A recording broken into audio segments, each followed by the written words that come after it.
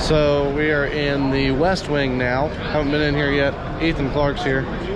He's on Instagram and YouTube now, after I talked him into it. That's true.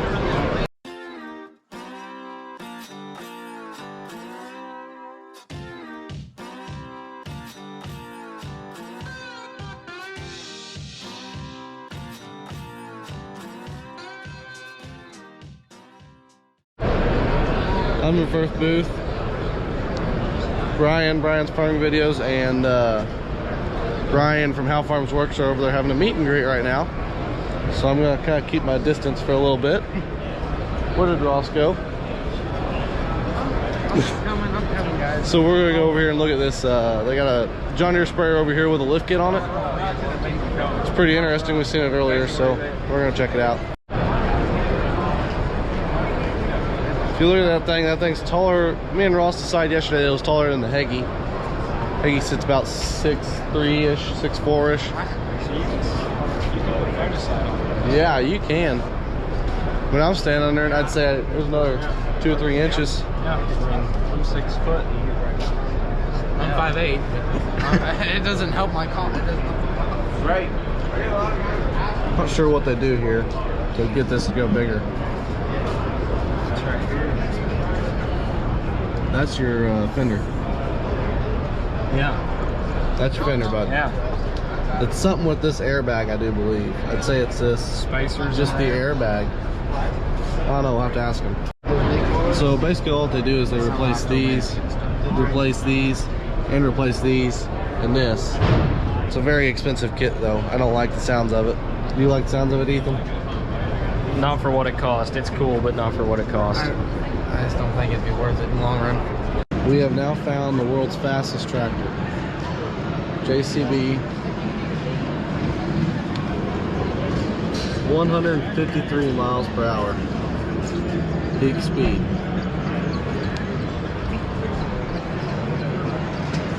Wow. That's crazy.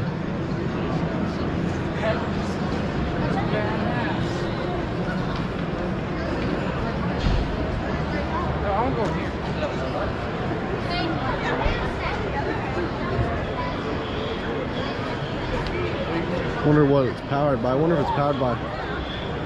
That's air. Huh. Interesting. So I'm here with Brandon from JCP, and he is going to tell us about this tractor. This tractor goes how fast? So it topped out at 153 miles an hour. It made several runs and the average speed was 135. So that's what's in the record books. So as far as being the average speed at 135, what does that mean exactly compared to the peak speed? So when you do records, so this did break the record for the world's fastest tractor. You have to do an average so many runs, and then that's where that 135 number comes in. Okay. So and then this tractor, how much horsepower does it have exactly? So it's a 6-cylinder JCB engine. It's just over 1,000 horsepower, so it's finely tuned. Just over 1,000 horsepower. Wow, that's a lot of horsepower for a tractor that size. Small tractor. Yeah. It weighs not quite. It's just over 10,000 pounds, almost 11,000. Very much like our larger Fastrac tractors. A lot of that same technology and parts built into this machine. JCB axles, JCB clutch, JCB engine. So same team that builds our production Fastrac engineering side is the one that built this one. So I see these air tanks here. So is this an air brake? Yeah, it does have air brakes. It's got air brakes on it. And then also I had heard that you guys had a parachute on it too at one point. Yeah, to help stop it. So to help stop it. I think the parachute is off now. So what do you normally put the parachute at? I think it's just mounted to the back on the... Just in the hitch area? Yeah. Yep. So is this still a fully functioning tractor? I mean, could you hook it up to like a planter and go plant? Or not quite. Would it take a little bit of work to get it there? Just some slight work to it. I mean, it does have a hitch that on there for pushing it around and, you know, getting it ready to run. So I guess maybe you could hook something to it, but as far as functionality for doing anything on the farm, no. Hook it up to something, just a big crunch in the field. So I got one last question for you about it. It's got a full roll cage in it. for, I'm assuming that was for safety. Absolutely. As far as a 10,000 pound tractor screaming down the track faster than a pickup. Yeah. And then what was the whole idea or mindset behind this? So a lot of the reason for the whole project was to get, you know, some of our younger engineers and the engineering team, you know, that builds our fast tracks and designs it, you know, something to kind of freshen it up and look for new ideas. JCB's always been at the forefront of technology and kind of pushing the limits with our Tillage skid and our 43-mile-an-hour fast track. So this was just a project they worked on to try and, you know, help develop and get some more ideas for that stuff down the road. So you're trying to push farther. As a company, as a company, JCB is a very innovative company, so we're constantly, you know, trying to push out and do better things.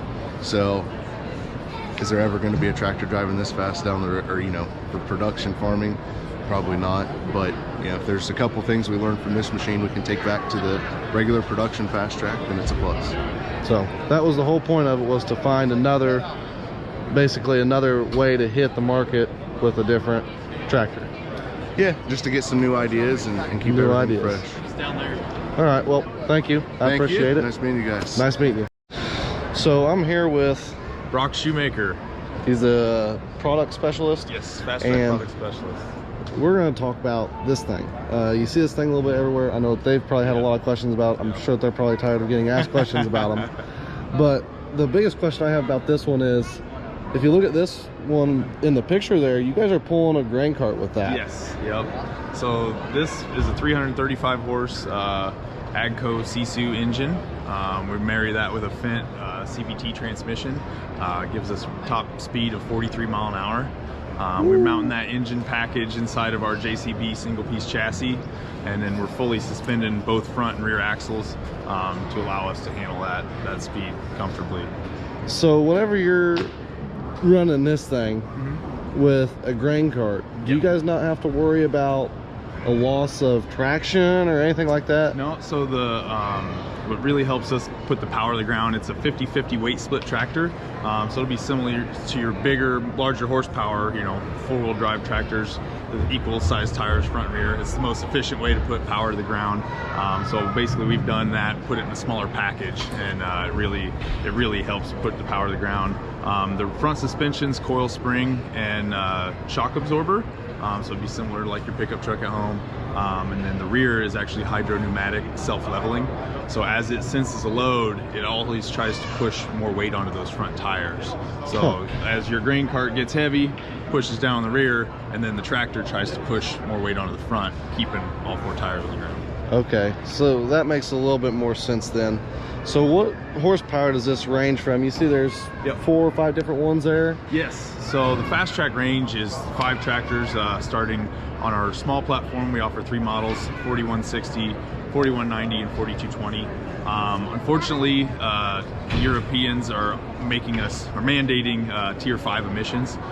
So we're gonna have to start putting DPFs on the tractors. However, we haven't had to do that yet in America. So after January 1st of this year, we're only going to be offering the 4220 and the 8330 here in North America, just so we don't have to buy 2 different engines, or 5 different engines throughout the line. So we're going to be offering the 220 and the 8330 moving forward. So we won't have any DPF in America for the time being. So would this compete well with like our 47? We have 9470Rs, and we have like a 1300 bushel grain cart. Would that compete well with? I mean, pulling a grain cart? Yeah, we're going to be a little down on horsepower to your 470. But I mean, there is no better grain cart tractor. The suspension on this, the dual caliper disc brakes on all 4 wheels. They're air over hydraulic, so you have hydraulic flat face fitting as well as the glad hands in the rear if you want to run like a dolly or something. And then that suspension running through the field. You can go across the row. Low range is 22 mile an hour, so you just put the hammer down and go. You can get back to the combine in a hurry. So what's the fastest that you guys have pulled a loaded grain cart with this thing? Oh, we can go 43 mile an hour. So you've pulled a loaded grain cart 43 mile an hour. You need a long flat stretch of road to get there. It takes a little bit when you're fully loaded, but you can get up there. So like I said, it's not recommended not all the time, but like I said, it'll do it if you need it to do it. Huh. Well, I do appreciate it. Yeah, it was nice to be able to learn about that. A little bit different tractor. Yep. Being able to go 43 mile an hour pulling a grain cart, that'd be insane. 10,000 gallon manure tankers going down the road that fast, silage boxes, basically anything that needs, hauled down the road and also needs to go in the field. This is going to be your best bet, most comfortable option. So. Well, thank you. Yes. Appreciate it. Yep. Take care, guys. So, this is the JCB booth here, if you can tell. It kind of stands out. It really pops to the eye. A lot of this equipment does. It's really a catchy brand. There's a lot of people in here too. The JCB Teleskid is another thing that's probably got a lot of people in here. I know that they got a lot of them, or from a couple of other people, they've got a lot of people to look at them, but pretty nice pieces of equipment. And then this ag equipment spray or whatever it is, pretty neat little place too. Got a bunch of different tanks and stuff, probably for more like your seed or your chemical dealer to have some of these. Just a different thing to have. And that bucket there is big. Holy crap. For that small of a machine, that's a pretty big bucket. Wow. This is the other case booth.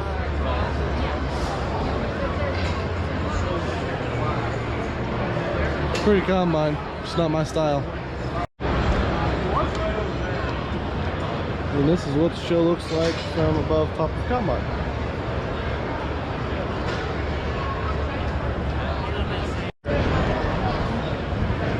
That there's a chopper. We don't have any of them around us. Not at least in this scale. Basically, from my understanding of it, these things chop up the corn, goes into there, and it gets turned into like an even finer powder, and then it goes out that spout into a trailer.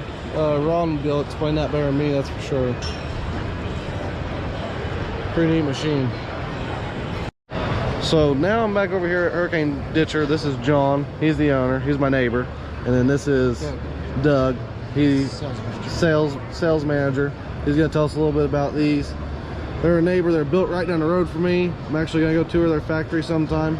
So yeah, I'll let him kind of tell you about what's going on here. Well, we're a Hurricane Ditcher company. We've been in business. This is our 36th year. We build water management tools, trying to get the water off your fields and surface drainage, proper drainage. Also, we do roadside ditching, build roadside ditching equipment. About basically it. We, like I said, started out with the old man, old Paul. He started out with his erector set and took an ideal and started into this company. So right here you have one that's got some plexiglass or whatever on it. Yeah. So you want to kind of explain like how it works? Well, what you have in here, you have a double 80 roller chain.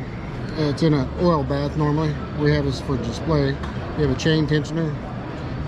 It's a basic, simple. You have some sprocket and some spacers.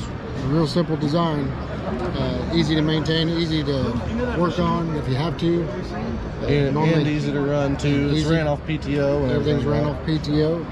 You can run a 1000 or 540 PTO on it. Just depends on what option you want to change the gears. Yeah. These are for surface drainage for farmers. Basically, what they use them for. So, what is the? So you guys make a small ditcher like that one right there. Yes. And then you guys also make a large one. What's the largest one that you guys make? The largest one is they call it original sidearm, and it's back over here. But it's built and designed to do roadside ditches, canals, trying to clean them out, or build them or clean them out. So that's often what you see a county have, that sits up on the road and stretches their thing out off into the ditch. Yes. And then cleans out the ditch and throws it all up out of the ditch. Yes. Most of the county road districts, they'll buy the Ditch Angel, which is a smaller version, because they don't need that quite a reach. But the Ditch Angel's on the right-hand side versus the Baby that's on the left-hand side. Just easier for them to operate. Okay. Well, thank you. I appreciate the time. I'll be seeing you, I'm sure. Thank you. So this here is a weight. Is that correct? 3,000 pounds. So that's a 3,000 pound weight, and that's to keep the big end there from basically flipping over. So it kind of helps stabilize it.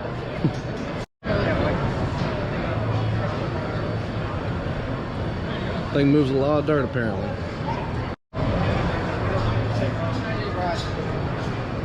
And that's the big sidearm that's over there. Wow, that thing moves a lot of dirt.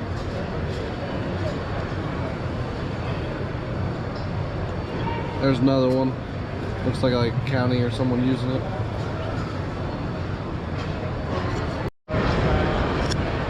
Look at that. Cedar.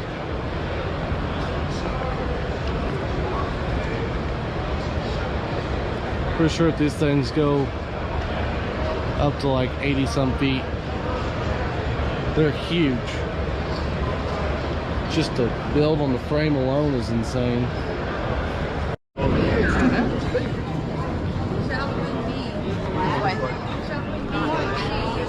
It's always interesting to see these tractors. They're German tractors. A little bit different. GSI. That's what all of our grain bins are. All of our grain bins are GSI as far as I know. No, we do got some Brocks. We only got like 2 of them though. Not very many of them. Mainly GSI. All of ours are at the main farm are all GSI. Alex, what are you doing? Definitely not sitting in a case combine. I highly doubt that. It's red. Yeah, I don't like it. Let's get out. Okay. That track's a different style. Mud hog. Hydraulic rear wheel drive. I wonder if that's for like a rear track. I don't know. There's a lot of different things though here though. The McFarlane. If you play Farming Simulator, you know what the McFarlane is. It's on Farming Simulator. There's a lot more German companies that are starting to show up here, German and from other places, but right now we're going to go look at this JCB tractor and see if we can get inside one of them and look at them. I've never been inside one of them, so be interesting too. Kubota excavator. Didn't even know if they had a Kubota excavator, but I guess they do. Little mini. Woo! Pretty price tag on it. Skid steer would be nice too. Have one of these. Somebody's flying a drone around right now. It's kind of funny. I've never seen that done before. Wish I would have brought mine in here.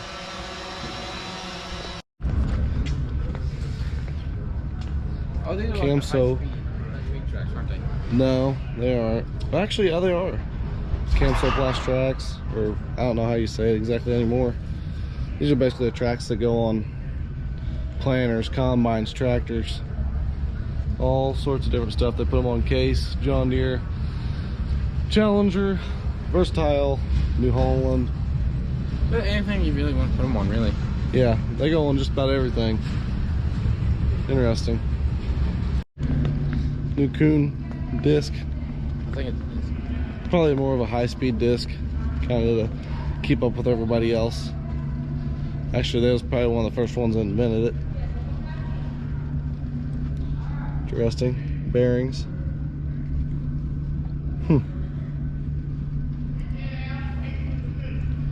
This is more, I think it's more of a vertical tillage tool. Ross is looking, he wants it. it'd be nice. Would be nice. Let's see this is what a bearing is a ball, and then usually there's either a piece of metal or a piece of plastic or rubber on there like what's right there. It's different. It's what these are. Non-greasable probably, if I had to guess. Yeah, non-greasable.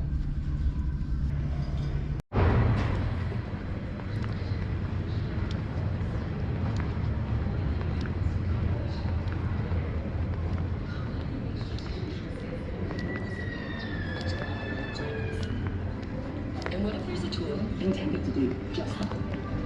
Introducing Racecar. Racecar. Every year I see this trailer. It has this hose reel on it, electric hose reel. A little bit different. Instead of having a big wide open deck, they just have this here. Slide your totes on.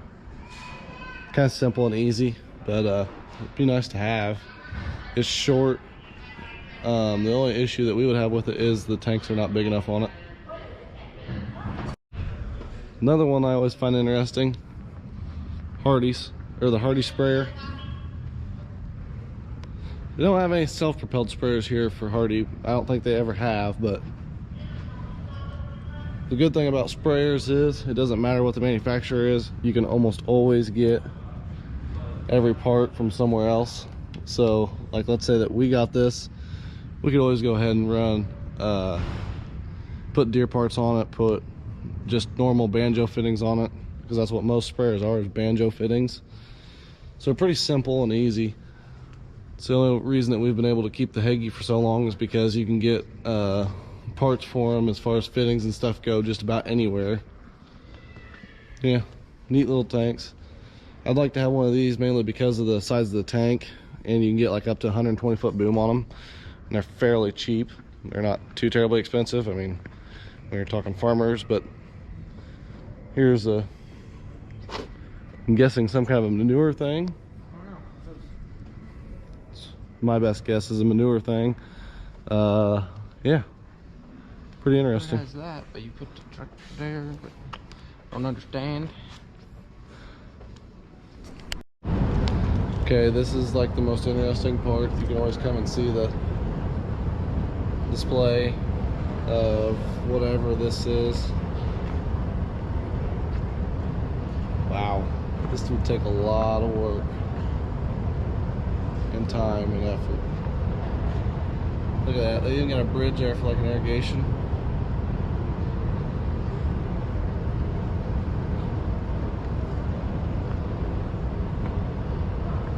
Look at that farmyard. It's like a nice farmyard. Oh, the guy's about to miss in the trailer there. Yeah, he's about to miss, isn't he, Ross? We got this big rain pile over here. Gas station, rain pile, elevator.